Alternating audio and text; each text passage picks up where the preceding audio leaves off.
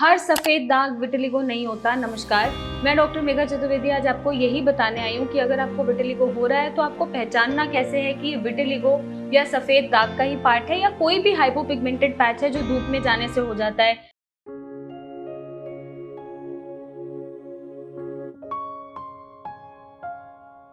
हर सफेद दाग विटिलिगो नहीं होता। नमस्कार, मैं डॉक्टर मेघा चतुर्वेदी आज आपको यही बताने आई हूँ कि अगर आपको विटिलिगो हो रहा है तो आपको पहचानना कैसे है कि ये विटिलिगो या सफेद दाग का ही पार्ट है या कोई भी हाइपोपिगमेंटेड पैच है जो धूप में जाने से हो जाता है।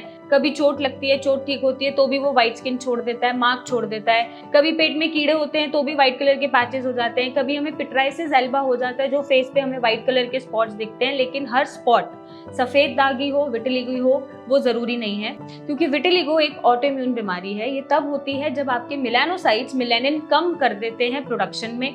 क्यों करते हैं? क्योंकि इम्यूनिटी उनको ये अटैक करती है कि आप मेलानिन नहीं बनाएंगे, जिसकी वजह से आपको पैचेस दिखने शुरू हो जाते हैं। अब सबसे बड़ी पहचान ये होती है इनकी कि आपको जब ये पैचेस होंगे तो बॉडी की सिमेट्री में शुरू होते हैं। जैसे लेट सपोज एग्जांपल, वो यहाँ पे हो रहे हैं तो इस पार्ट पे भी होंगे, यहाँ पे हो रहे हैं तो इस पार्ट पे भी होंगे, एक पैर पे हो रहे हैं तो दूसरे पैर पे भी दिखेंगे और सिमेट्री में वो फैलेंगे।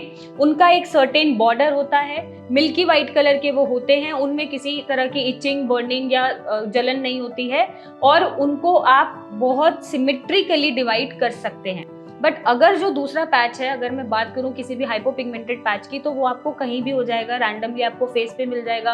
आपने सनस्क्रीन नहीं लगाई, धूप में आप जा रहे हैं तो भी वो हाइपोपिगमेंटेशन हो जाता है। कोई चोट लगती है, वो ठीक होती है, वो भी वो निशान व्हाइट कलर का छोड़ देती है कुछ की स्किन पे। कईयों के बहुत वार्म इन्फेस्टेशन होता है, पेट में कीड़े होते हैं, उसकी वजह से भी आपको हाइपोपिगमेंटेड पैच दिखते हैं।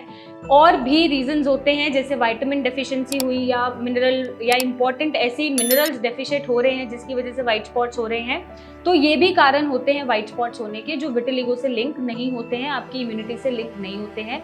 इसमें आप कोई भी टॉपिकल ऑइंटमेंट लगाएंगे या कोई फंगल इन्फेक्शन हो रहा है, आप एंटी फंगल ट्रीटमेंट लेंगे, आप सनस्क्रीन लगाएंगे, आप थोड़ी सी उसकी केयर करेंगे तो ये पैचेस आपकी स्किन में वापस से मैच हो जाते हैं। अनइवन स्किन टोन भी पैदा हो जाती है जिसको लोग विटिलिगो मान लेते हैं, और कुछ बर्थ मार्क को भी लोग विटिलिगो मान लेते हैं। तो ये सारी कंफ्यूजन्स आपको विटिलिगो से दूर रखनी है। आपको कैसे पहचानना है? जैसा मैंने बताया, ये सिमेट्री में पैचेस प्रेजेंट होंगे।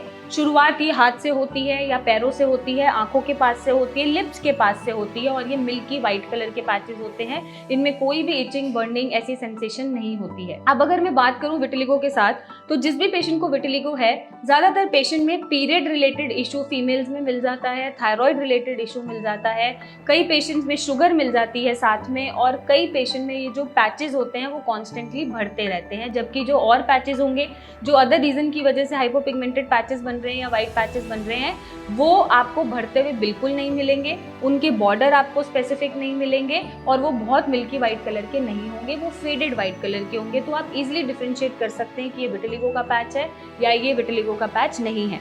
ट्रीटमेंट के लिए आपको जरूरी है कि आपके इम्यून सिस्टम को बैलेंस करा जाए ताकि वो आपके मेलानोसाइट्स को अटैक ना करे, मेलानिन का प्रोडक्शन एडिक्वेट अमाउंट में रिलीज करे, साथ में विटामिन मिनरल की डेफिशिएंसी को पूरा करते हुए और एक सही डाइट फॉलो करते हुए, बिल्कुल स्ट्रेस ना लेते हुए ही आपकी विटिलिगो ठीक हो सकती है और पैचेस बढ़ने से रुक सकते हैं।